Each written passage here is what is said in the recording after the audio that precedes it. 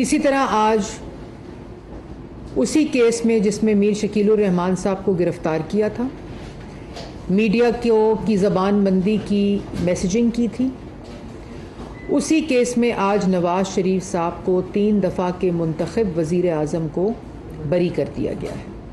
ये 1900 और वो तमाम लोग जो इस झूठे प्रोपेगेंडे के गाब में आ जाते हैं,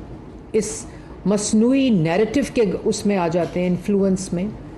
जो ये चोर चोर झूठ झूठ ये जो गुफ्तगू कर कर के बार बार जहन साजी की जाती है, ये उनके लिए लम्हा फिक्रिया है।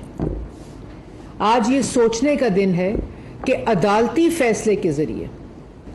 जिसको मौवन किया है, जिसको असिस्ट किया है नैब के प्रोसिक्यूटर ने, जो फैसला जो केस 1990 में नवाज शरीफ साहब चीफ मिनिस्टर पंजाब थे,